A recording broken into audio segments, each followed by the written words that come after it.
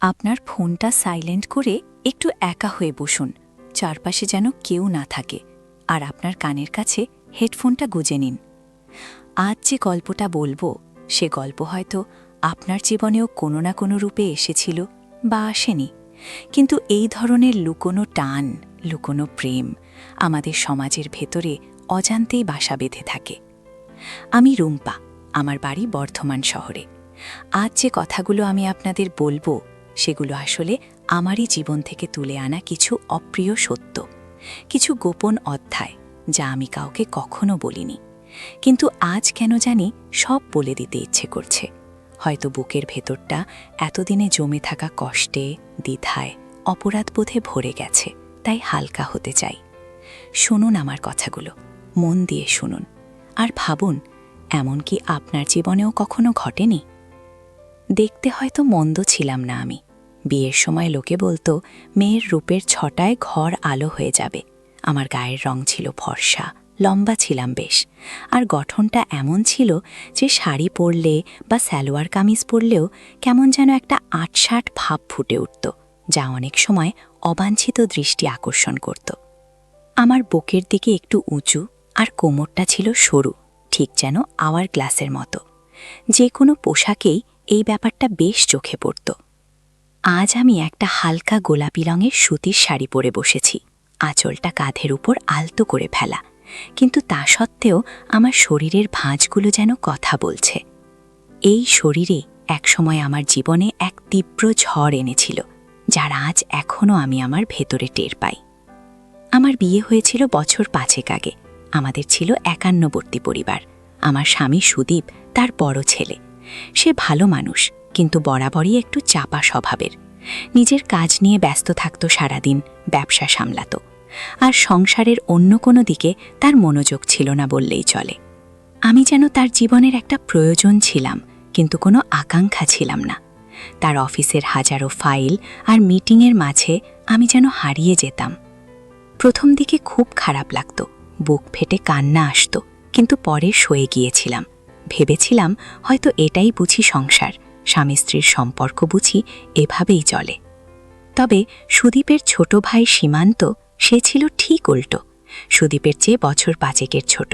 তখন সবে কলেজ শেষ করে বেরিয়েছে, চাকরির চেষ্টা করছে, বাড়িতে থাকত অনেকটা সময়। প্রথম থেকেই তার চোখটা আমি খেয়াল করতাম। যখন আমি শাড়ি পরে রান্নাঘরে যেতাম বা বারান্দায় কাপড় তুলতে, সে বই হাতে নিয়ে হয়তো বারান্দার এক কোণে বসে থাকত, বা তার ঘরে দরজা খোলা রেখে উকি দিত। তার চোখে একটা অন্যরকম কৌতূহল ছিল। প্রথম প্রথম আমি এড়িয়ে যেতাম, ভাবতাম ছোট ছেলে, হয়তো কৌতূহল বশত দেখছে। কিন্তু সেই দেখাটা যত দিন যেতে লাগলো, তত গভীর হতে লাগলো। সেই দৃষ্টিতে কেমন একটা ক্ষুধা ছিল, একটা অন্যরকম টান ছিল। আমাদের বাড়িতে রাতের বেলা সবাই যখন খেতে বসত, সীমান্ত আমার ঠিক মুখোমুখি বসত। আমি যখন সবার জন্য খাবার বেড়ে দিতাম, তার চোখ দুটো আমার দিকেই স্থির থাকত। হয়তো একটু লজ্জিত হয়ে সে চোখ সরিয়ে নিত যখন আমি সরাসরি তার দিকে তাকাতাম, কিন্তু আমি জানতাম সে দেখছে। সেই দেখায় আমার ভেতরটা কেমন যেন শিরশির করে উঠত, একটা অস্বস্তিকর উত্তেজনা কাজ করত। আমি নিজেকে বোঝাতাম, ছি রুম্পা, এ কি ভাবছিস? সে তোর দেবরের মতো, ভাইয়ের মতো। কিন্তু মন কি আর অত কথা শোনে? একদিন বিকেলে আমি রান্নাঘরে কাজ করছিলাম, সবাই একটু বিশ্রামে ছিল। সুদীপ তার দোকানে চলে গেছে, শাশুড়িমা পাশের বাড়িতে বেড়াতে গেছেন, শুধু আমি আর সীমান্ত বাড়িতে। আমি বাসন মাজছিলাম। হঠাৎ পেছন থেকে সীমান্ত এসে ডাকল, ভাবি, একটু শুনবে? আমি ঘুরে তাকাতেই সে কেমন যেন অপ্রস্তুত হয়ে গেল। তার চোখগুলো আমার দিকে, আমার ভেজা শাড়ির আঁচলের দিকে, আমার বুকের ওঠা নামার দিকে। আমি দ্রুত আঁচলটা টেনে ঠিক করে নিলাম। সে বলল, আমার একটা টিউশনের ব্যাপারে কথা বলতে এসেছিল, তুমি একটু দেখে দেবে? আমি বললাম, দেব, তবে এখন নয়, রান্নাঘরের কাজটা শেষ করি। সে বলল, ঠিক আছে, কিন্তু সে আর গেল না। সে আমার পাশেই দাঁড়িয়ে রইল। আমি অস্বস্তি অনুভব করছিলাম। তার উপস্থিতি যেন আমার চারপাশের বাতাসকে ভারী করে তুলছিল। আমার হাত ফুসকে একটা গ্লাস পড়ে গিয়ে ভেঙে গেল। আমি ভয়ে চমকে উঠলাম। সীমান্ত দ্রুত এসে আমার হাত ধরল। লাগেনি তো ভাবি? তার স্পর্শে আমার সারা শরীর যেন কেঁপে উঠল। তার হাতটা আমার হাতের ওপর, তার গরম নিঃশ্বাস আমার কানের কাছে। সে আরও ঝুঁকে এলো কাচের টুকরোগুলো তোলার জন্য। আমাদের শরীরের দূরত্ব তখন এতটাই কম যে আমি তার বুকের গন্ধ পাচ্ছিলাম, তার শরীরের উষ্ণতা অনুভব করছিলাম। আমার শিরদাঁড়া বেয়ে একটা ঠান্ডা স্রোত নেমে গেল। আমি দ্রুত হাত সরিয়ে নিলাম। ঠিক আছে, আমি প্রায় ফিসফিস করে বললাম, তুমি যাও, আমি তুলে নিচ্ছি। সে ইতস্ততা করে চলে গেল, কিন্তু সেই স্পর্শ, সেই নৈকট্য, সেই গন্ধ আমার মনে সারা দিন ঘুরপাক খেতে লাগল। রাতে সুদীপের সঙ্গে যখন বিছানায় শুতাম, তখনও আমার মনে পড়ত সীমান্তের স্পর্শের কথা। সুদীপ হয়তো পাশ ফিরে শুয়ে নাক ডাকত, আর আমি জেগে থাকতাম। আমার মনে চলত ঝড়। সুদীপের দিক থেকে সেই উষ্ণতার অভাব আমার মনে এক গভীর শূন্যতা তৈরি করেছিল, আর সেই শূন্যতা পূরণ করতে যেন সীমান্তের নীরব আহ্বান আমাকে অস্থির করে তুলছিল। দিন যত যাচ্ছিল, সীমান্তের এই নীরব আকর্ষণ যেন আরও তীব্র হচ্ছিল। সে আমার দিকে এমনভাবে তাকাত যেন আমার শরীরের প্রতিটি ভাঁজ, প্রতিটি গোপন কথা সে পড়তে পারছে। আমার স্নানের পর যখন আমি ভিজে চুল শুকাতে বারান্দায় যেতাম, দেখতাম সে ঠিক তখনই বারান্দায় এসে দাঁড়াত। হয়তো তার হাতে একটা বই, কিন্তু তার দৃষ্টে থাকত আমার দিকে। একবার আমি শ্যাম্পু করে এসে চুল আঁচড়াচ্ছিলাম। ভেজা চুল পিঠের উপর ছড়িয়েছিল, আর আমার শাড়ির আঁচলটা একটু সরে গিয়েছিল। আমি টের পেলাম সীমান্ত আমার দিকেই তাকিয়ে আছে। তার চোখ দুটো যেন আমাকে গ্রাস করছিল। আমার ভেতরটা কেমন যেন অস্থির হয়ে উঠল। আমি দ্রুত আঁচলটা ঠিক করে নিলাম। সে চোখ নামিয়ে নিল, কিন্তু আমি জানি সে সব দেখেছে। আর আমিও কেমন যেন এক অদ্ভুত আনন্দ পাচ্ছিলাম সেই লুকিয়ে দেখার মধ্যে, একটা নিষিদ্ধ আনন্দ। শীতের দিনে ছাদে কাপড় শুকোতে দিয়েছিলাম। সেদিন খুব ঠান্ডা ছিল। আমি সন্ধ্যাবেলায় একা ছাদে গিয়েছিলাম কাপড় আনতে। সূর্য তখন ডুবো ডুবো, চারপাশে একটা লাল আভা ছড়িয়ে পড়েছে। হঠাৎ দেখি সীমান্তও ছাদে উঠে এলো। ভাবি, তোমাকে সাহায্য করি? সে আমার কাছ থেকে কাপড় নিতে লাগল। ঠান্ডা হাওয়ায় আমার শাড়ির আঁচল উঠছিল। সে আমার খুব কাছে চলে এলো। তার হাত যখন কাপড় নিতে গিয়ে আমার হাতে লাগল, একটা বিদ্যুতের ঝলক বয়ে গেল আমার শরীর জুড়ে। সে আমার দিকে তাকালো। তার চোখগুলো গভীর, তার মুখে একটা হাসি, কিন্তু সেই হাসিতে কেমন যেন একটা গভীর অর্থ লুকিয়েছিল। তোমার খুব ঠান্ডা লাগছে মনে হচ্ছে, সে বলল। আমি বললাম, সে তার জ্যাকেটের পকেট থেকে একটা হাত বের করে আমার হাতে আলতো করে স্পর্শ করল। হাতটা একদম বরফ হয়ে আছে। তার স্পর্শে আমি কেমন যেন মোমের মতো গলে যাচ্ছিলাম। আমি দ্রুত হাতটা সরিয়ে নিলাম। তাড়াতাড়ি চলো নিচে, ঠান্ডা লাগছে, সে বলল। কিন্তু তার দৃষ্টি আমার দিকেই লেগেছিল। সেই দিন থেকেই যেন আমাদের সম্পর্কটা এক অন্য মোড় নিতে শুরু করল। একটা অলিখিত, অকথিত চুক্তি তৈরি হলো আমাদের দুজনের মধ্যে। কয়েকদিন পর রাতে কারেন্ট চলে গেল। আমাদের পুরনো বাড়িতে জেনারেটর ছিল না। সবাই মোমবাতি জ্বালিয়ে বসেছিল। সুদীপ বাইরে বন্ধুদের সঙ্গে আড্ডা দিচ্ছিল। আমি আর শাশুড়িমা গল্প করছিলাম। সীমান্ত বই পড়ছিল। হঠাৎ আমার বুক ধরফর করে উঠল। আমার শ্বাস যেন আটকে যাচ্ছিল। আমি উঠে বাইরে গেলাম। খোলা ছাদে গিয়ে একটু নিঃশ্বাস নিতে চাইলাম। আকাশ ভরা তারা, শান্ত পরিবেশ। কিছুক্ষণ পর টের পেলাম সীমান্তও ছাদে এসেছে। কি হয়েছে ভাবি, তোমার শরীর খারাপ লাগছে? সে জিজ্ঞেস করল। আমি বললাম, না, কেমন যেন শ্বাস নিতে কষ্ট হচ্ছিল। সে আমার পাশে এসে দাঁড়ালো। চাঁদের আলোয় তার মুখটা কেমন যেন রহস্যময় লাগছিল। সে খুব নিচু গলায় বলল, তোমার মন খারাপ, তাই না ভাবি? আমি বুঝি। আমি অবাক হয়ে তার দিকে তাকালাম। কে বুঝিস তুই? সে আমার একদম কাছে এসে দাঁড়ালো। তার নিঃশ্বাস আমার মুখে পড়ছিল। আমি বুঝি যে তুমি একা, তোমার মন খারাপ, তোমার কাউকে চাই যে তোমার কথা শুনবে। আমি কোনো কথা বলতে পারছিলাম না। তার কথাগুলো যেন আমার ভেতরের গোপন কষ্টগুলোকে বাইরে টেনে আনছিল। সে আমার হাত ধরল। আমি আছি তো। তার হাতের উষ্ণতা আমার সারা শরীরে ছড়িয়ে পড়ছিল। আমি প্রতিবাদ করতে পারছিলাম না। আমার শরীর যেন অসাড় হয়ে গিয়েছিল। সে আমাকে আরও কাছে টেনে নিল। তার অন্য হাতটা আমার কোমর জড়িয়ে ধরল। আমি তখনও নিশ্চল। সে আমার কানের কাছে মুখ এনে ফিসফিস করে বলল, আমি জানি ভাবি, তুমিও আমাকে চাও। তার কথাগুলো শুনে আমার সারা শরীর যেন কাঁটা দিয়ে উঠল। এ কি বলছে সে? এ কেমন কথা? আমার ভেতরে এক তীব্র উত্তেজনা আর অপরাধবোধের মিশ্র অনুভূতি কাজ করছিল। আমি ধীরে ধীরে তার কাঁধে মাথা রাখলাম। সে আমাকে আরও শক্ত করে জড়িয়ে ধরল। সেই মুহূর্তটা ছিল আমাদের সম্পর্কের এক নতুন সূচনা, এক নিষিদ্ধ পথের সূচনা। এরপর থেকে সুযোগ পেলেই সে আমার কাছে আসত। বাড়িতে যখন কেউ থাকত না বা রাতে সবাই ঘুমিয়ে পড়ত, তখন সে তার ঘরের জানালা দিয়ে আমাকে ডাকত। আমার ঘরটা ছিল তার ঘরের ঠিক উল্টো দিকে। প্রথমে আমি ভয়ে যেতাম না, কিন্তু তার ডাক, তার চোখে সেই অস্থিরতা আমাকে কেমন যেন সম্মোহিত করত। একদিন রাতে আমার স্বামীর নাক ডাকার শব্দে আমি বিরক্ত হয়ে জানালার কাছে গিয়ে দাঁড়ালাম। দেখি সীমান্ত তার জানালার কাছে দাঁড়িয়ে আছে। আমাকে দেখতে পেয়ে সে ইশারায় ডাকল। আমি ভয়ে ভয়ে তার ঘরে গেলাম। ঘরটা অন্ধকার, শুধু জানালার ফাঁক দিয়ে চাঁদের আবছা আলো আসছে। সে আমাকে তার দিকে টেনে নিল। কোনো কথা না বলে আমাকে জড়িয়ে ধরল। তার বুকের উষ্ণতা, তার শরীরের ঘ্রাণ আমাকে মাতাল করে দিচ্ছিল। আমার সব প্রতিরোধ ভেঙে যাচ্ছিল। আমি আমার মনকে বোঝাতে পারছিলাম না এটা ভুল, এটা অনৈতিক। আমার স্বামীর অনুপস্থিতি, তার উদাসীনতা আর সীমান্তের এই তীব্র আকর্ষণ আমার বিচার বুদ্ধিকে লোপ করে দিচ্ছিল। আমরা ঘণ্টার পর ঘণ্টা অন্ধকারে দাঁড়িয়ে থাকতাম। সে আমার চুল নাড়াত, আমার কপালে গালে আলতো করে চুমু খেত। তুমি আমার জন্য কত সুন্দর, সে ফিসফিস করে বলতো।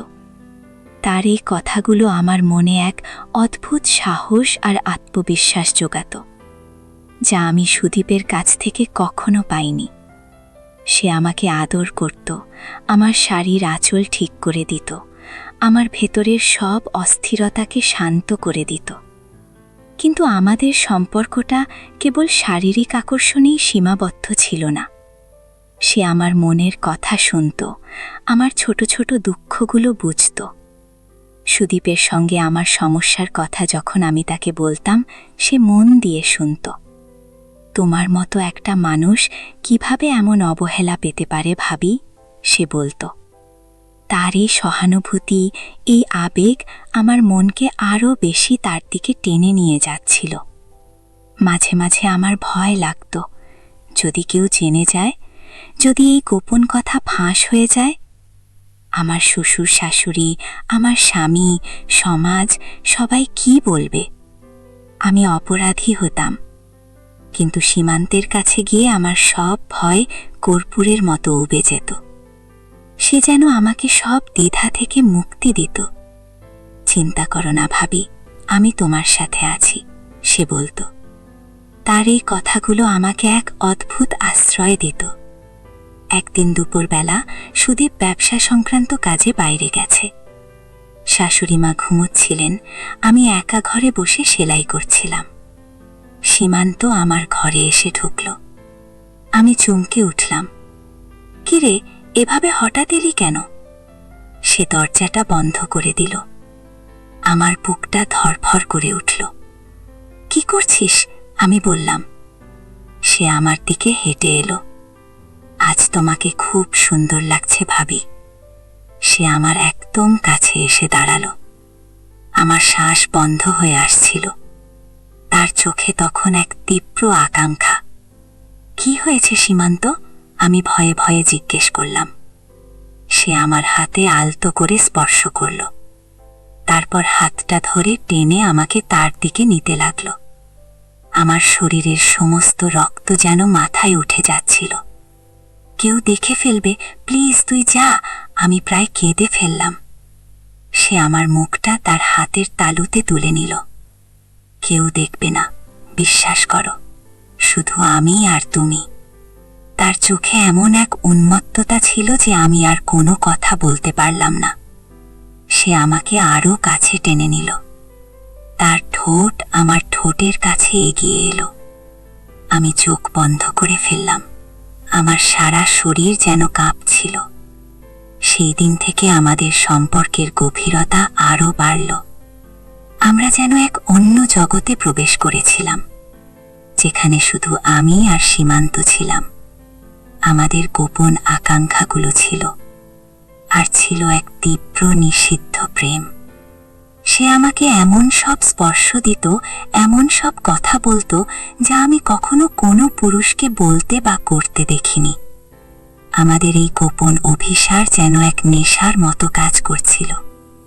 আমি জানি এটা ভুল ছিল, কিন্তু তার আকর্ষণ, তার গভীর ভালোবাসা আমাকে যেন অন্ধ করে দিচ্ছিল। সে আমাকে বুঝিয়েছিল যে আমি তার জীবনে কতটা মূল্যবান, আর তার এই বোঝানোর ভঙ্গিটা ছিল এতটাই কৌশলী যে আমি তার থেকে বেরোতে পারছিলাম না। সে যেন আমার মানসিক দুর্বলতার সুযোগ নিচ্ছিল, আর আমি নিজেই নিজেকে তার কাছে সঁপে দিচ্ছিলাম। আমি যেন তার হাতের পুতুল হয়ে গিয়েছিলাম। তার চোখের ইশারায় আমি চলতাম। সে যেন আমার সব গোপন কথা জেনে যেত, আর সেগুলো দিয়ে আমাকে এক প্রকার ব্ল্যাকমেইল করত। বলতো, যদি তুমি আমার থেকে দূরে যাও তাহলে এই গোপন কথাগুলো সবাই জেনে যাবে। এই ভয়ে আমি তার কাছ থেকে দূরে থাকতে পারতাম না। কিন্তু সত্যি কথা বলতে কি, তার এই ব্ল্যাকমেইলিং এর মধ্যেও আমি এক অদ্ভুত সুখ খুঁজে পেতাম। তার আকর্ষণ আমাকে তার কাছে যেতে বাধ্য করত, আর তার ব্ল্যাকমেইল আমাকে তার কাছে থাকার একটা অজুহাত দিত। তবে এই সুখ বেশি দিন টিকল না। একদিন সুদীপ হঠাৎ করেই কাজ থেকে তাড়াতাড়ি বাড়ি ফিরে এলো। সেদিন দুপুরবেলা সীমান্ত আমার ঘরে ছিল। আমরা যখন একে অপরের খুব কাছাকাছি ছিলাম, তখনই দরজায় সুদীপের ধাক্কার শব্দ। আমার হার্টবিট যেন বন্ধ হয়ে গিয়েছিল। রুম্পা, রুম্পা, দরজা খোল, কি করছিস? সুদীপের গলার স্বর শুনে আমি ভয়ে কাঁপতে লাগলাম। সীমান্ত দ্রুত আমার হাত ধরে টানল। ভাবি, চিন্তা করো না, আমি পেছনে জানালা দিয়ে পালাচ্ছি। সে দ্রুত জানালা দিয়ে বাইরে নেমে গেল। আমি কোনোমতে শাড়ির আঁচল ঠিক করে দরজা খুললাম। সুদীপের চোখ দুটো যেন আগুন বর্ষণ করছিল। কোথায় ছিলি এতদিন? দরজা খুলতে এত দেরি কেন? সে আমার দিকে সন্দেহজনকভাবে তাকালো। কিছু না, আমি কাজ করছিলাম, হয়তো ঘুমে পড়েছিলাম, আমি কোনোমতে বললাম। সুদীপ হয়তো সন্দেহ করেছিল, কিন্তু সে কোনো প্রমাণ পায়নি। সেই দিন আমি বুঝেছিলাম এই পথটা কতটা বিপজ্জনক। সেই দিনের পর থেকে আমার মনে এক গভীর অপরাধ বোধ বাসা বাঁধল। আমি বুঝতে পারছিলাম আমি ভুল পথে এগোচ্ছি। আমার স্বামী সুদীপ হয়তো ভালোবাসায় একটু কমতি ছিল, কিন্তু তার প্রতি আমার বিশ্বাস ভঙ্গের অধিকার ছিল না। সীমান্তের সাথে আমার এই সম্পর্ক আমার জীবনকে ধ্বংস করে দেবে। আমি প্রতিদিন রাতে ঘুমানোর আগে কাঁদতাম। আমি জানতাম আমাকে এই গোলকধাঁধা থেকে বের হতে হবে। একদিন আমি সীমান্তকে বললাম, সীমান্ত, আমাদের এটা করা ঠিক হচ্ছে না, এটা পাপ, এটা ভুল। সে আমার হাত ধরল। কেন বলছো এসব ভাবি? তুমি কি আমাকে ভালোবাসো না? আমি বললাম, ভালোবাসা? এটা কি ভালোবাসা সীমান্ত? এটা শুধু একটা নিষিদ্ধ টান, একটা ক্ষণিকের মোহ। এর শেষ পরিণতি খুবই খারাপ হবে। সে আমার দিকে স্থির দৃষ্টিতে তাকালো। তার চোখে তখনও সেই আকাঙ্ক্ষা। তুমি কি আমাকে ছেড়ে যেতে পারবে ভাবি? তার কণ্ঠে কেমন যেন একটা চ্যালেঞ্জ ছিল। আমি বললাম, আমাকে চেষ্টা করতে হবে সীমান্ত। আমার পরিবারের কথা ভাবতে হবে, আমার স্বামীর কথা ভাবতে হবে। সেদিন আমরা অনেকক্ষণ কথা বললাম। আমি তাকে বোঝানোর চেষ্টা করলাম, সেও তার দিক থেকে আমাকে বোঝানোর চেষ্টা করল যে আমি যেন তার থেকে দূরে না যাই। কিন্তু আমার মন তখন দৃঢ় সংকল্পবদ্ধ। আমি বুঝতে পেরেছিলাম এই সম্পর্কে আটকে থাকলে আমি কখনোই সুখী হতে পারব না। এই গোপন সম্পর্ক আমাকে ভেতর থেকে শেষ করে দিচ্ছিল। আমি এক অস্বস্তি, এক ভয়ে সর্বদা আচ্ছন্ন থাকতাম। একদিন আমি সিদ্ধান্ত নিলাম, আমি সুদীপের সঙ্গে সব কথা বলবো, তার থেকে ভালোবাসা চাইব, আমার স্বামীর কাছে ফিরে যাব। এই সিদ্ধান্ত নিতে আমার অনেক সাহস লেগেছিল। সীমান্তের সাথে দেখা করলাম শেষবারের মতো। তাকে বললাম, সীমান্ত, তুমি খুব ভালো ছেলে, তোমার জীবন পড়ে আছে, তোমার জীবনে অনেক কিছু করার আছে। এই সম্পর্কটা ভুল ছিল, আমাকে ক্ষমা করে দিও। সে আমার দিকে তাকালো। তার চোখে তখন একরাশ কষ্ট। সে কিছু বলল না, শুধু আমাকে ছেড়ে দিল। সেই দিন থেকে সীমান্ত আমার সাথে আর আগের মতো কথা বলতো না। সে আমার দিকে তাকাতও না। তার মুখে তখন এক গভীর হতাশা। কিন্তু আমি জানতাম আমার এই সিদ্ধান্তটা সঠিক ছিল। হয়তো তার কষ্ট হচ্ছে, কিন্তু এটা আমাদের দুজনের জন্যই ভালো। আমার জীবন এরপর নতুন করে শুরু হলো। আমি সুদীপের সঙ্গে কথা বললাম, তাকে আমার মনের সব কথা খুলে বললাম। হয়তো সবটা বলিনি, কিন্তু আমার একাকিত্বের কথা, ভালোবাসার অভাবের কথা তাকে জানালাম। সুদীপ অবাক হয়ে আমার কথা শুনল। হয়তো সে বুঝতে পেরেছিল তার নিজের দিক থেকে কোথাও একটা কমতি ছিল। সে আমার দিকে মনোযোগ দিতে শুরু করল। আমাদের সম্পর্কটা ধীরে ধীরে আবার স্বাভাবিক হতে শুরু করল। আজ আমি যখন আমার অতীতের দিকে ফিরে তাকাই, তখন আমার বুকটা কেঁপে ওঠে। কেমন করে আমি এত বড় একটা ভুল করতে যাচ্ছিলাম। এই ধরনের সম্পর্কগুলো দেখতে হয়তো খুব আকর্ষণীয় লাগে, কিন্তু এর শেষ পরিণতি সবসময় বেদনাদায়ক হয়। এটা শুধু দুটি মানুষের জীবনকেই নয়, গোটা পরিবারকেই ধ্বংস করে দেয়, সমাজের চোখে ঘৃণার পাত্র করে তোলে। সেই সব গোপন মুহূর্তগুলো, সেই সব নিষিদ্ধ আকর্ষণগুলো মনে এক ভয়ঙ্কর স্মৃতি হয়ে রয়ে যায়, যা সারা জীবন আপনাকে তাড়িয়ে বেড়ায়। তাই এই ধরনের কোনো ভুল পথে পা ফেলার আগে একবার হলেও ভাববেন এর শেষ পরিণতি কী হতে পারে, কারণ এই পথে একবার গেলে ফিরে আসাটা খুব কঠিন হয়ে পড়ে, আর এর দাগ সারা জীবন থেকে যায়। জীবনের ভুলগুলো থেকে শিক্ষা নেওয়াই বুদ্ধিমানের কাজ। আমার এই গল্পটা শুনে আপনার কেমন লাগলো আমাকে জানাতে ভুলবেন না। আপনার জীবনেও কি এমন কোনো টান এসেছিল? কমেন্ট করে জানাবেন। আর হ্যাঁ, আমার চ্যানেলটা সাবস্ক্রাইব করে রাখতে ভুলবেন না যেন। ভবিষ্যতে এমন আরও অনেক গোপন গল্প আপনাদের শোনাবো।